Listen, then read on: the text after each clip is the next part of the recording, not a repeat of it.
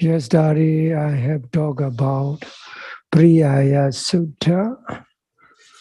And that Sutta, Buddha explained how a specific Vajranga is divided based on the nature, the characteristic, and general conditions of it. Most of us understand that there are only 7 Vajranga, 7 factors of enlightenment. By knowing about that classification, one more clearly understand about Bhujangas. Today I'm going to explain each Bhujanga in some detail so that you can understand all mental states, any mental condition, positive mental condition occurring in the mind.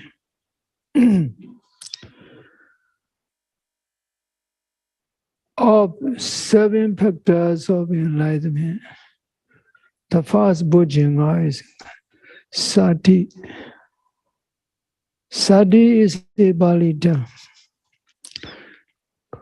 It is structured with 2 components, the root sarat and suffix tit. The root sarat means to remember, to be aware, to focus. Tit means act of being focused, act of being aware. So the term itself is very clear and explained by itself. In commentaries, the nature of sati is explained in more detail. Now let me share what is said in the commentary. Sati apilapana lakana. Sati by nature is not scattering of the mind, nor being distracted.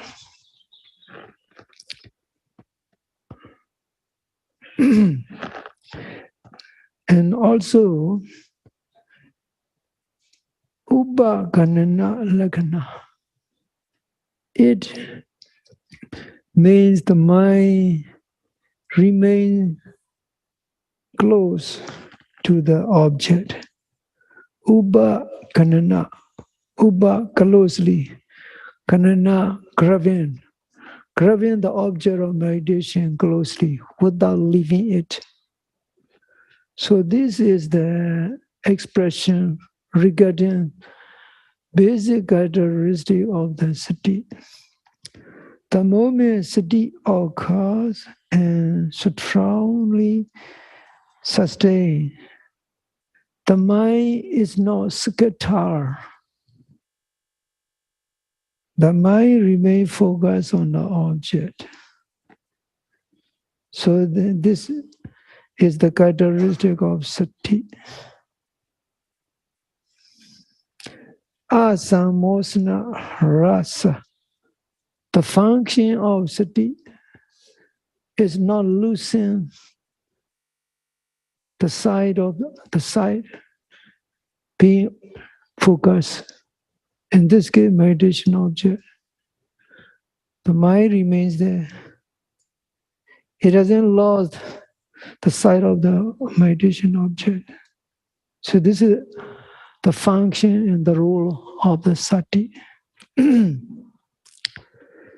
Aramana visya bimukhi bhava pichupatana. Sati clearly seems as the mind being inclined to the object. This is a general description of how the mind operates and occurs. The mind always inclined to the object of meditation. This is what sati means. If there is a strong presence of sati, then one is fulfilling this sati bojjhanga. Sati bojjhanga in the initial phase of the practice, let us say for a couple of weeks, is still weak and not strong yet. A meditator needs to have patience and perseverance in maintaining sati so that it increase and gain momentum and become sustained. And Bodhisattva's sati is mentioned as sabbataka. Sabbataka means always necessary in every situation. Either you are practicing meditation or doing daily chores in your house, in your office, in your workplace. Without sati, unnecessary things can happen. So sati is very important. In Bodhisattva, it is sometimes compared to salt. In every kitchen of every household, salt is a necessary component. Without salt, any dish or any food would be tasteless. So, the role of sati is evident in meditation. Sometimes I easily explain how sati is like a capital of a businessman. A businessman needs capital to start business. In the same way, a meditator, if you want to progress, need to have a strong presence of sati, this wonderful quality of the mind in his consciousness in the spiritual flow. Now let me continue to explain the second bojjhanga, Dhamma Vijaya. Dhamma Vijaya is a kind of two words, combination of two words, Dhamma and Vijaya. It is a compound noun. Dhamma means mental and physical phenomena. Vijaya means analysis. We see and art. Vijaya itself is a combination of three words, three components. We, prefix, and see is the root. Is just only a suffix. We means specially, analytically, from every perspective and from every angle of logic. See means picking up and analyzing. Is just only suffix which symbolize action. So action of analyzing spatially based on logic and reality. So altogether, the Pali Dhamma Vijaya means analysis of the mental and physical phenomena based on reality, not based on egoistic thinking. This is very important. I add egoistic thinking because we have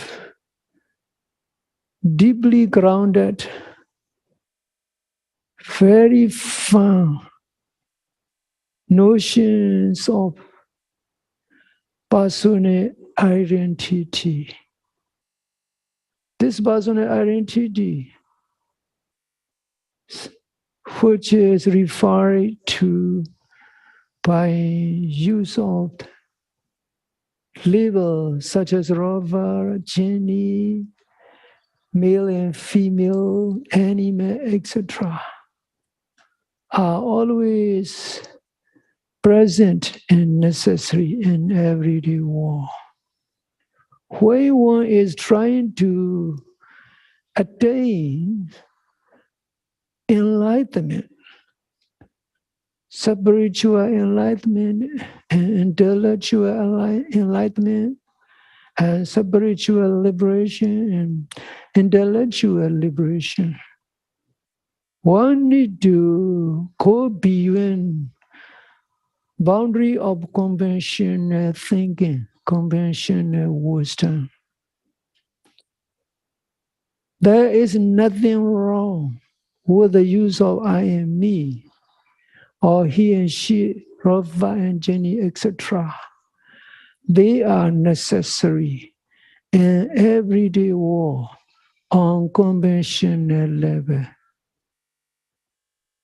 Without them, even the Buddha cannot teach the Dhamma. That's why it is a necessity in the conventional world. But a more higher and more advanced state of spiritual pursuit, known as meditation, situation is different. You have to shake up your conventional thinking. You have to set aside preconceived notions which are deeply rooted and conditioned since we were born. Even before we were born in the past existence, we have these strong notions of I and me. We hold on to those conventional notions and conventional attachments of ourselves, of our loved ones, our surroundings. When something bad, unpleasant, unacceptable happens, we are hopeless and devastated. We feel so much pain and suffering. The purpose of Buddha's teaching is to liberate you from that kind of emotional suffering, endless suffering. Buddha's teaching gives you immunity, spiritual immunity, and mental resiliency. But on condition that you must follow Buddha's teaching with utmost sincerity and utmost dedication and commitment. Lip service alone is not enough. Casual interest alone is not enough. Casual commitment alone is not enough. You have to make very serious and dedicated effort to break through this egoistic conditioning. That's why I have had egoistic notions, etc. To Vijaya, the term Pali word, Vijaya itself is very much special because it has wonderful meaning. So Dhamma Vicaya means specially analyzing of mental and physical phenomena, including oneself and everything around, not based on ego and deeply conditioned notions of ego, I and me, but based on truth and logic. This is what the term Dhamma Vicaya means. Now I would like to explain all the relevant aspects of what Dhamma Vicaya means. First of all, it has the characteristic of analysis. In the commentary text, it is said, Vicaya Lakkhana. Vicaya, special analysis, Lakkhana, characteristic. Dhamma Vicaya has the characteristic of analysis, special analysis. All vasana rasa. Its function is to enlighten, to illuminate, to dispel the darkness and the ignorance. This is the function of the Dhamma Vicaya Pochinga. Asamoha Pachupatthana. This is the general expression regarding what Dhamma Vicaya means. It is just freedom from confusion, being free from confusion and ignorance. The moment Dhamma Vicaya develops, confusion is gone, removed. Like the moment the light is on, darkness is gone. Because they are interrelated. If there is no light, there will be darkness. If there is light, there will be no darkness. It's very clear. In essence, Dhamma Vicaya is knowledge. This knowledge is one of the mental capacity which everyone possesses. The moment you were born, you have this capacity, even though you don't. You cannot distinguish everything in detail. It needs time. In this case, Buddhist mentioned about that a person's faculties are like the fruits, like the flowers. Fruits and flowers needs time frame, a specific time frame to start budding, to start blooming, to change into small fruit and reaching slowly maturity, and until it becomes full-blown flowers, full of colors, and fully mature fruit, ripened fruit. In the same way, a person's faculties needs time and proper condition. That's why Buddha himself always not in a rush, not in a hurry to teach anyone. He checked whether it is the right time for an individual to receive his teaching. If there is not maturity yet of that person's mental conditions, mental faculty, he waits, Buddha waits. It's a very wonderful quality of the Buddha's capacity to know others' mental conditions in detail. like the scientist or scientific instrument can analyze a certain physical stuff, physical thing.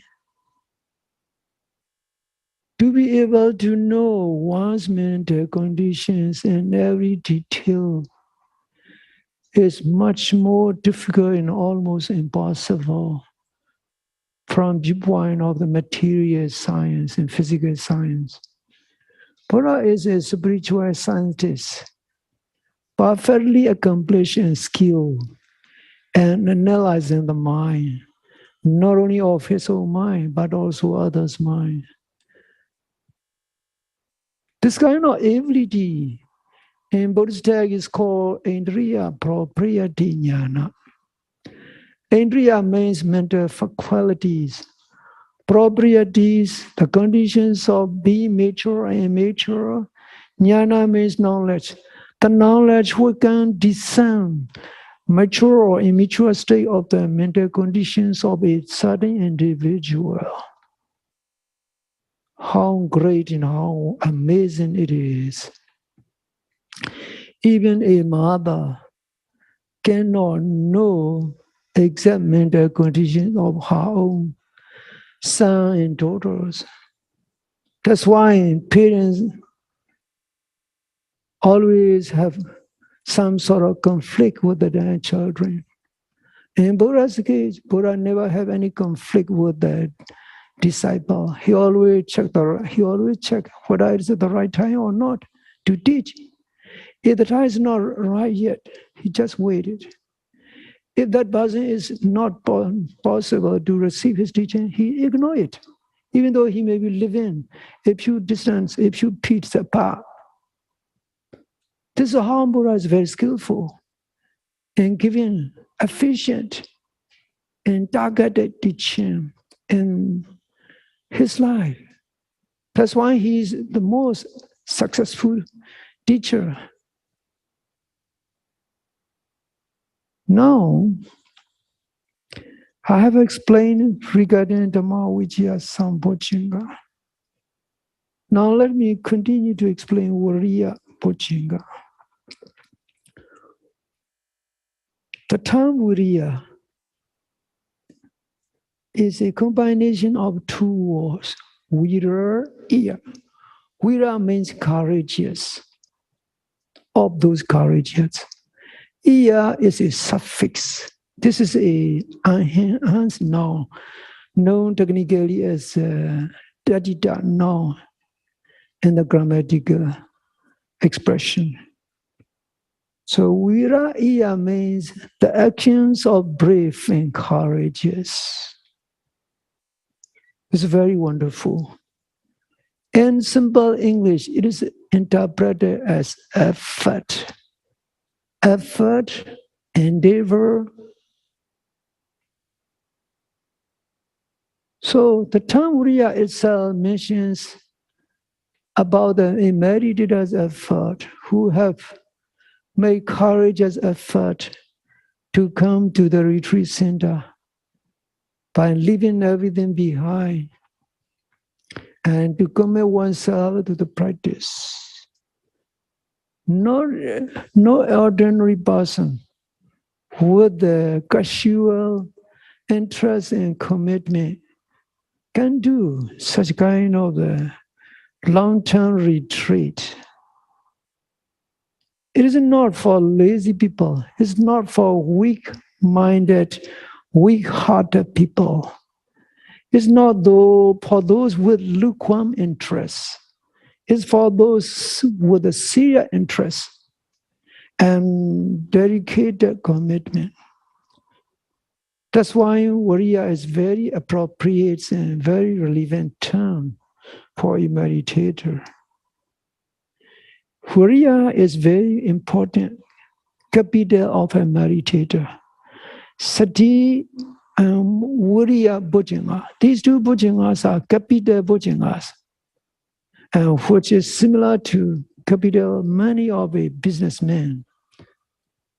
You have to have these two capital, Sati and Viriya Bojjhanga, If you have a combination of Sati Sambhojjhanga and Viriya Sambhojjhanga, then a meditator surely progress in his meditation. Now let me explain all the detailed aspects regarding Viriya. And commentary, Viriya is mentioned having Pakha Lakna. Pakha means lifting up and propping up. Pa and Kaha, a combination of two words. Pa, family. Kaha means grabbing, to grab family. And also to lift up. Pa also means specially.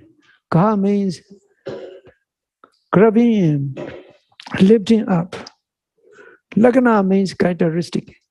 So Viriya has the characteristic of lifting up, being motivated. Here is the opposite of the laziness in action. It is also opposite of the being unmotivated. Those who are not motivated, those who are lazy and passive, always remain inactive, giving excuse of every kind. A man of Viriya is very different. He is always active, motivated. He knows the purpose of being alive. The purpose of being alive is not only to enjoy oneself, to eat as much as one can, to do whatever one wants, and then to sleep.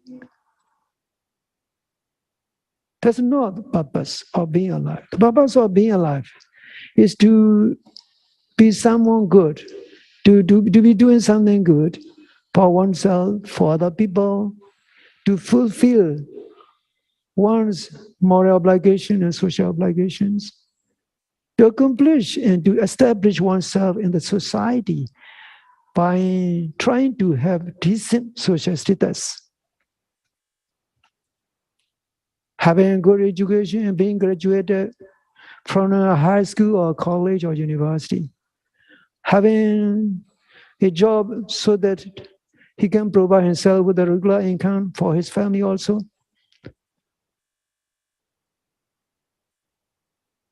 In the same way,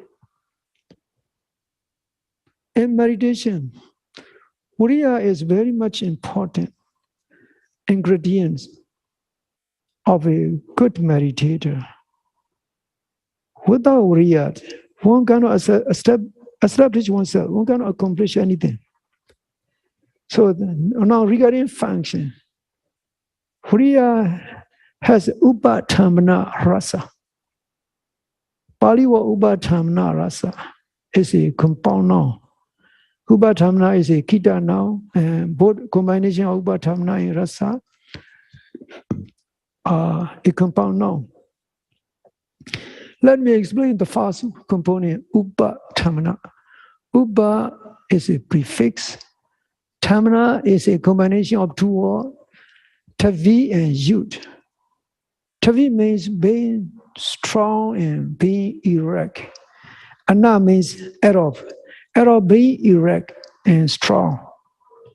Upa means closely in a fixed way. Altogether, this is what upatamana means, being lifted up, being propped up. It is not weak, it is being lifted up because it is reinforced by a very strong structure. Rasa means function. So Viriya has the function of being motivated, being lifted up. The mind is not downcast. The efforts are relentless. It's not sluggish and slow. So the moment Uriya arises in a person, he starts moving himself up and start walking on his choosing path. In this case, a Maridra has embarked on the spiritual path. Spiritual path for spiritual awakening, a spiritual path for spiritual transformation, spiritual path for spiritual enlightenment. How wonderful it is to be on this path. Now, let me explain general expression regarding Horiya general view. Anodana, anosidana, pichubatana. And this is a very beautiful word set in a commentary.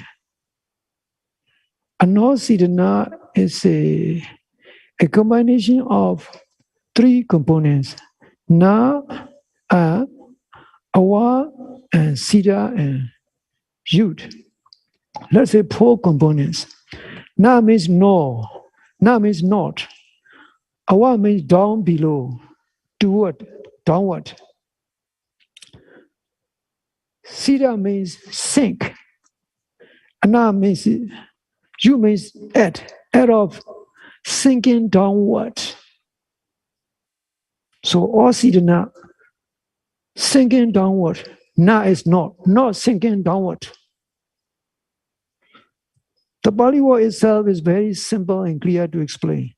But in simple colloquial language, it means giving up.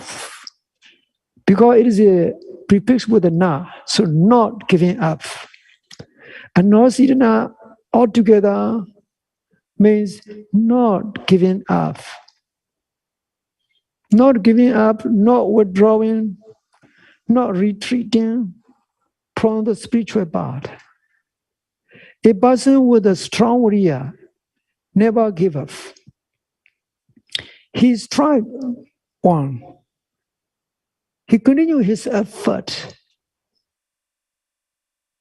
That's what viriya motivates a person. Without the presence of viriya in a person's mind, his actions will be sluggish and slow. With the viriya, a person will be always moving forward, making effort continuously. So this is very interesting explanation found in commentary texts. So altogether, viriya has the characteristic of lifting up, being motivated. It has the function of remaining firm and being supported. It is just only not withdrawing. It's not withdrawing from one's pursuit, one's spiritual part, one's effort. So this is what viriya's general characteristics are. I share you through explanation of the commentary text.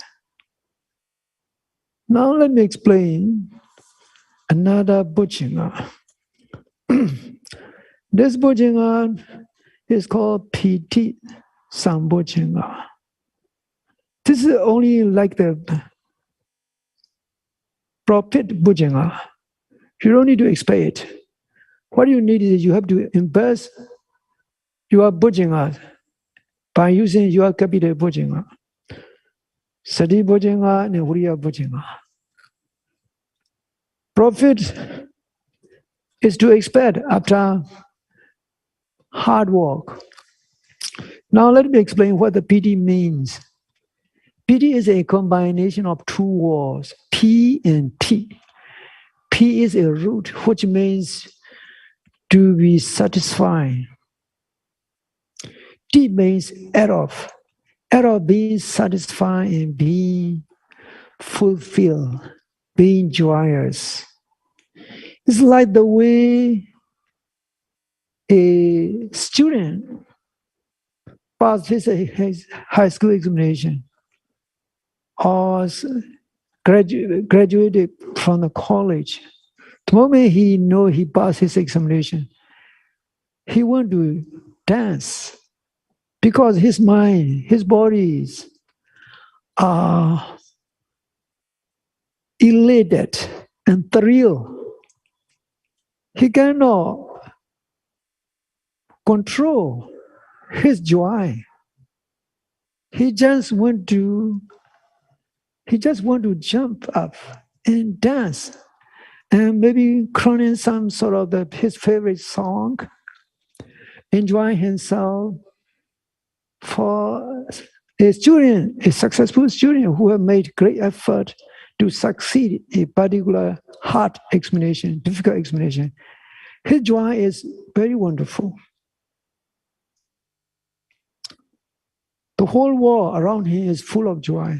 The flowers are blooming in beautiful colors. The tree leaves are fluttering in joyous harmony. And everything seemed to be very happy at that moment. This is how the joy of a young person can be expressed. In the same way, when a meditator progresses in his practice, he noticed the absence of pain. They become less and less. Any pain arises, he can observe with a very sharp mindfulness. Right away, at the moment they appear, he just noted it quickly. And the pain itself disappears instantly. And the pain thus become infrequent. The mind itself is become very well behaved. And there is ever-present mindfulness. It's not agitated, no wandering thoughts. Even if occasional thoughts come, they are very gentle. He knows even the moment it arises, even before it arises. Only when meditator achieve that state, he start having wonderful occurrence of piti sambhojjhanga. This is how and when piti arises. Now let me explain the characteristic of piti. The first word used in commentary is prana lakkhana. Prana lakkhana piti. Prana is a kita noun which consists of two components, pra and yud.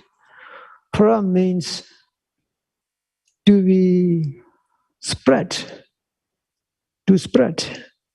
Yud becomes ana, so it means act of being spread, being infused. So prana lakkhana means the moment piti arises, the whole body and the whole spiritual flow is infused with the joy. So prana lakkhana means it has the characteristic of infusion.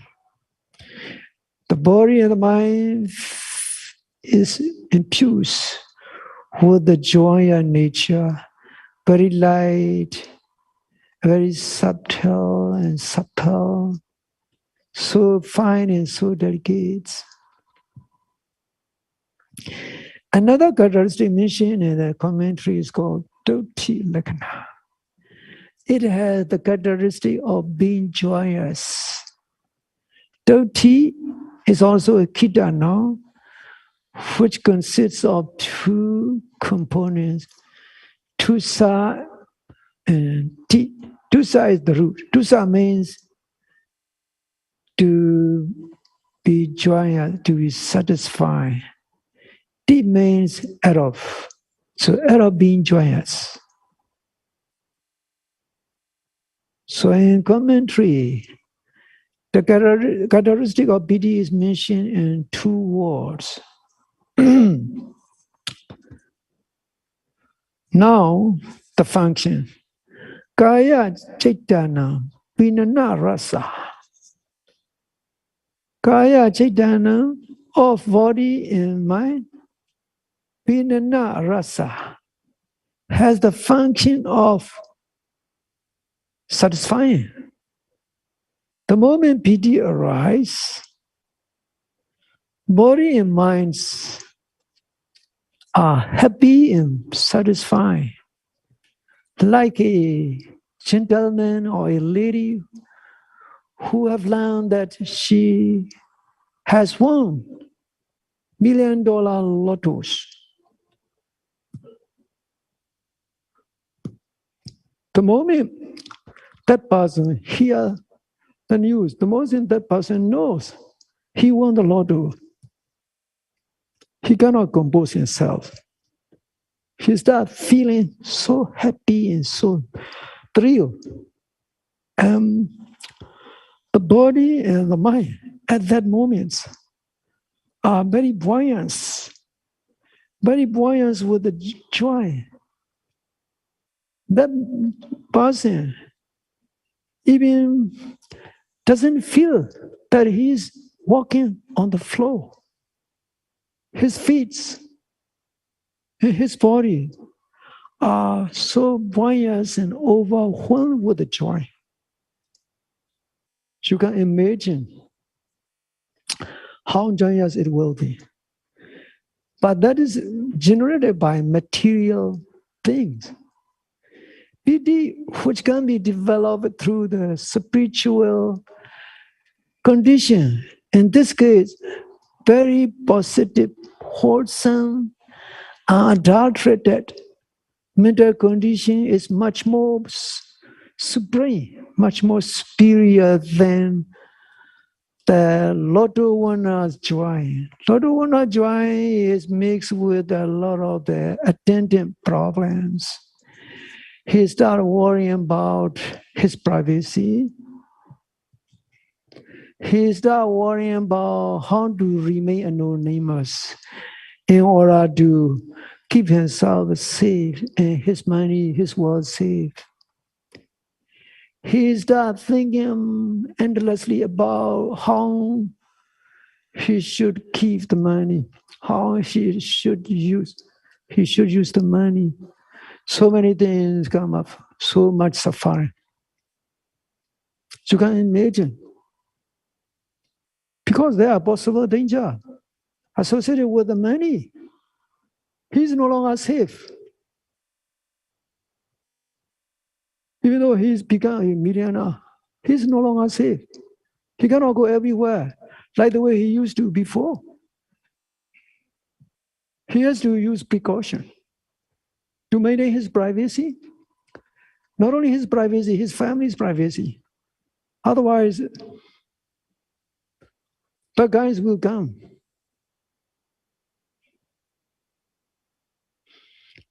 This is how unadulterated spiritual joy, material joy related with the material possession are very different.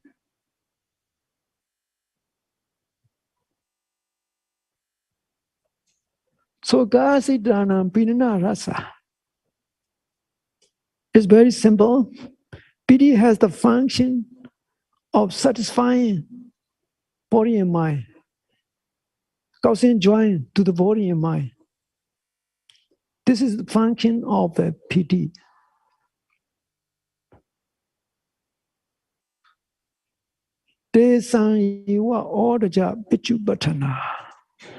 General understanding and general view regarding the piti, it's just only being happy. Being happy of the body, being happy of the mind. Body is also happy.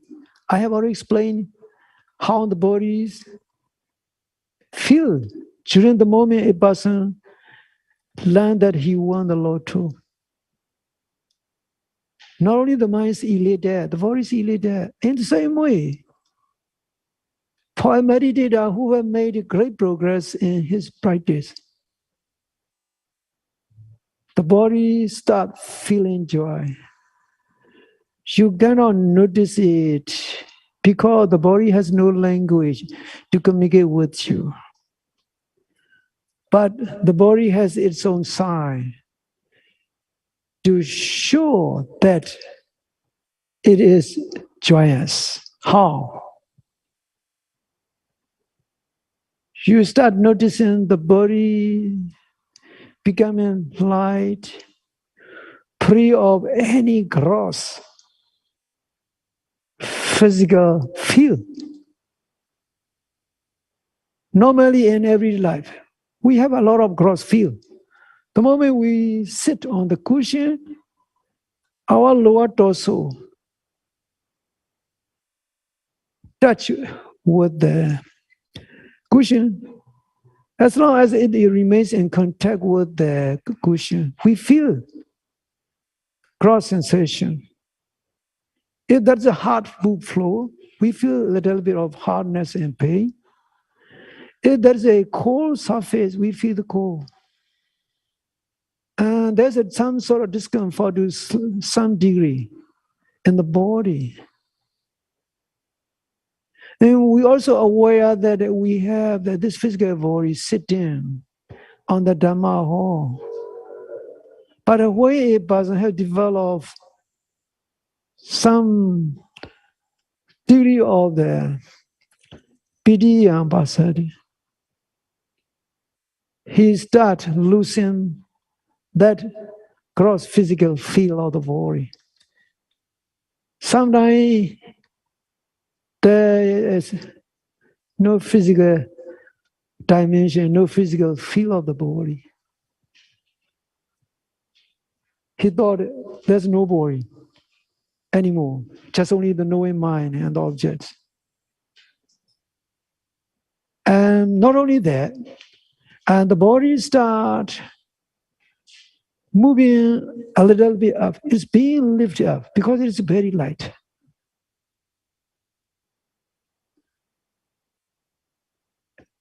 It is unbelievable for those who never have any knowledge about such a positive wonderful experience of advanced meditation.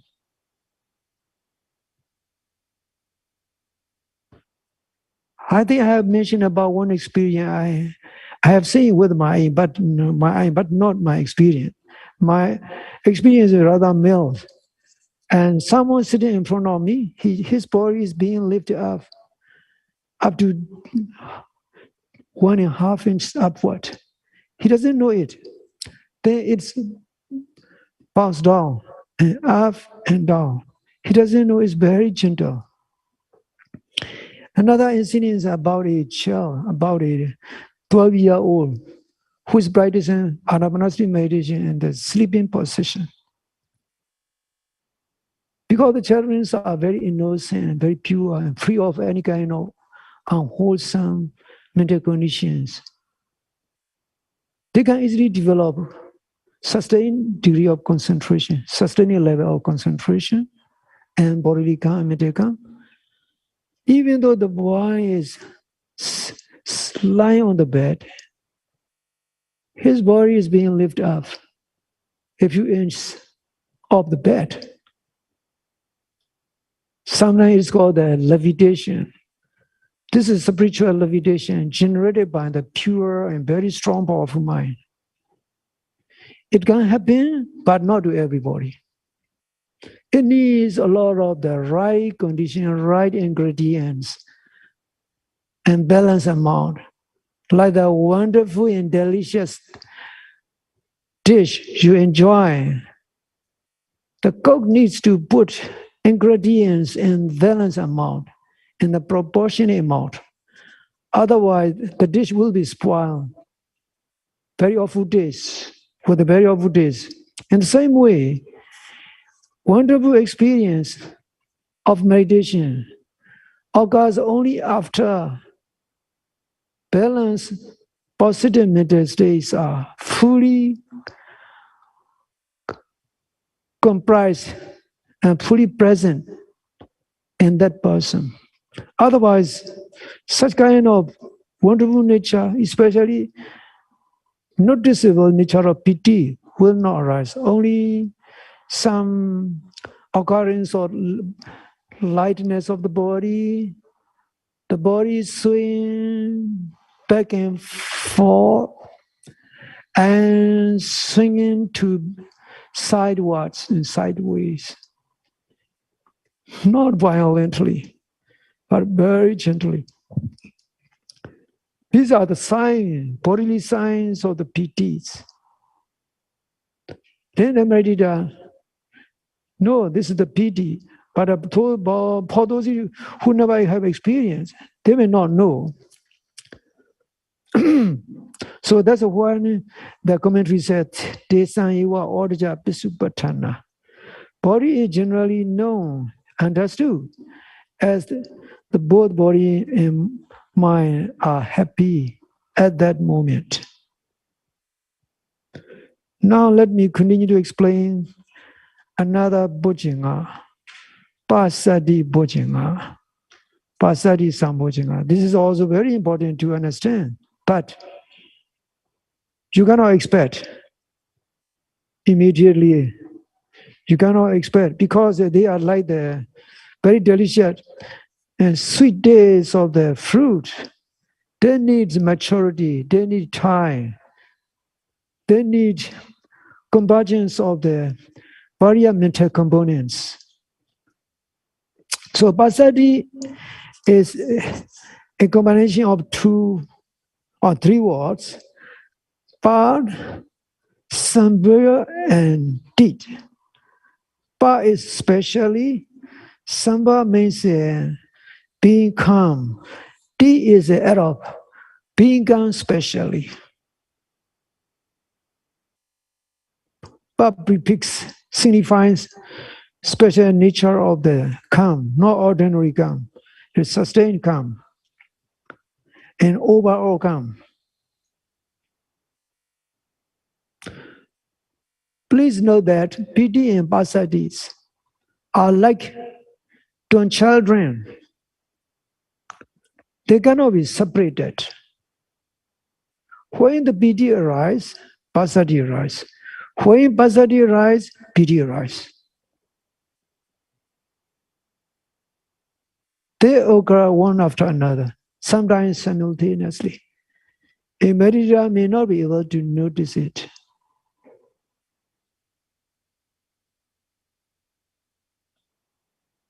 Now let me explain in the commentary. The first characteristic is called the Upasma Lakkhana. Pasadi has the characteristic of being calm. This kind of calm is sustained calm.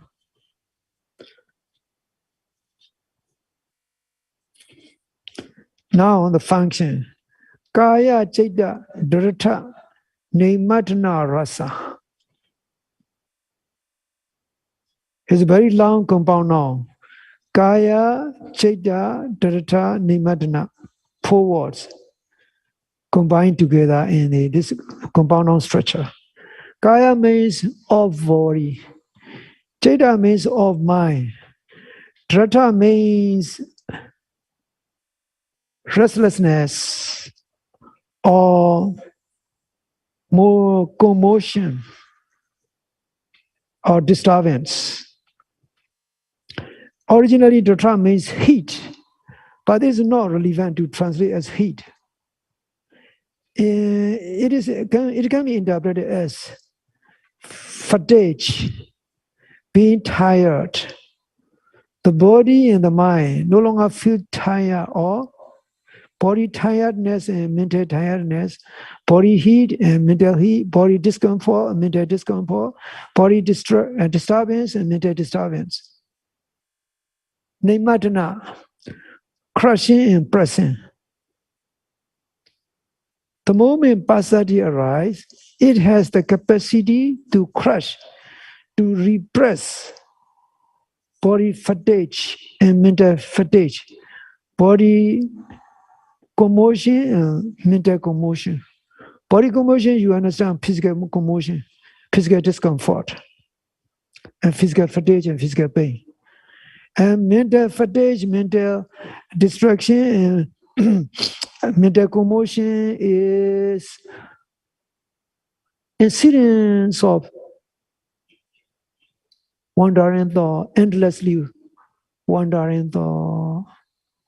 Some occasional thoughts or desire and craving, and anger, hatred, aversion, feeling guilty, feeling remorseful, feeling bad about something, etc. These are called the mental commotion, mental fatigue. That can cause mental fatigue. And this word is a very difficult word to interpret in simple English. Originally, the term means being fatigued, being tired, being burned out. So both body and mental fatigue, or body burnout and mental burnout, are repressed by the moment passaddhi arises.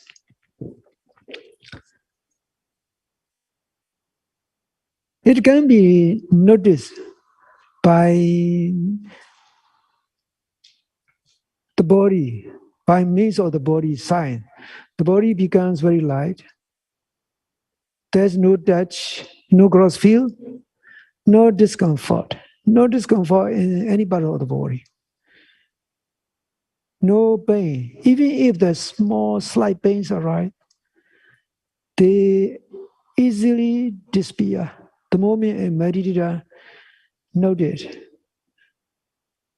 Physical discomfort or bodily tiredness, body fatigue, thus remain repressed by this wonderful sustaining mindfulness. And the body calm occurs. Now mental fatigue, mental burnout, how they are repressed. I will explain. Why mindfulness is ever present, strong, sustained, and relentless. There's no chance for negative mental conditions to arise. Even if they arise, just only very slight and insignificant thoughts arise. The meditator can note it. The moment he notes, they pass like raindrops. In front of you, the raindrops just fall and disappear.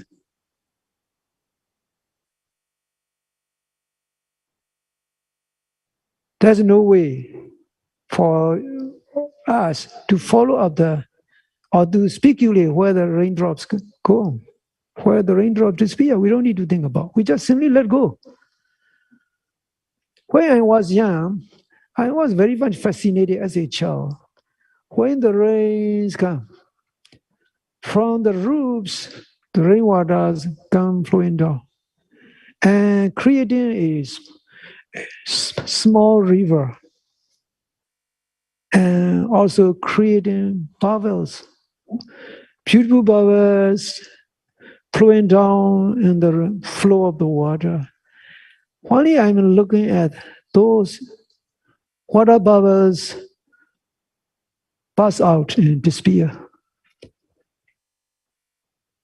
In the same way, we are fascinated with our wandering thoughts. We keep thinking about where is wandering thoughts come from and where it disappear. We're trying to chase it. Actually, it is in material state. We need to let go of immaterial thoughts. Simply just develop, let go, ignore. Even though we use the term let go, we are just letting go of nothing. Letting go of immaterial thoughts, impermanent thoughts. Once you understand that, you will appreciate your effort. This is a training, your everyday sport. Every sport in badminton court, you have to use your racket, and when the moment shutter comes, just ready to pick up and strike back. This is a spiritual sport. You are just playing spiritual badminton. use the mindfulness racket and ready to pick up and ready to strike back. It's very simple and clear. That's how Buddha teach you to let go. And this way you can handle wandering thoughts. Otherwise, they will be bothering you all the time.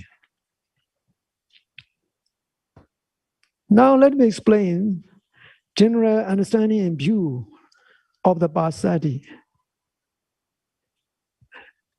Great commentator Buddha Gosa is very simple and direct to the point when he is mentioning about the general understanding of the Passaddhi. Kaya Chaitana Apripandana Siddhi Bhava Pichupatana. Kaya Chaitana, all body and of mind. Apripandana, not shaking and not fluttering. Siddhi Bhava, just remaining calm. So to translate it in simple English, Passaddhi is to be understood as the mind and body are being calm and without any kind of trembling and just remaining calm and peaceful. The explanation itself is very simple. So when Passaddhi arises, the body is not agitated, the mind is not agitated, it remains calm and peaceful, like the peaceful water of a very wonderful lake. And it remains calm without any motion, without any kind of agitation. This is what Passaddhi means. It's very wonderful. So, piti and Passaddhis are like your prophets out of your capital.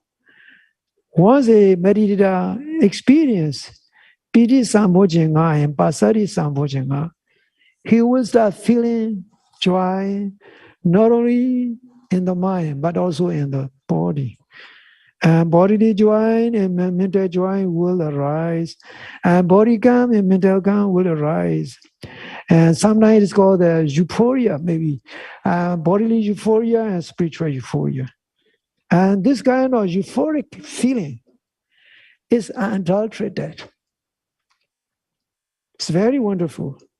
This spiritual euphoria is very much wholesome, harmless. You don't need to buy it. You don't need to make effort, physical effort in a particular manner. You just only need to practice meditation by making physical effort and mental effort. This is a wonderful state of the meditation. These are wonderful bhujangas. May all of you be able to experience this wonderful bhujangas, and may all of you be able to continue your spiritual path with the dedication and with the commitment and with sustaining effort. May your practice progress smoothly.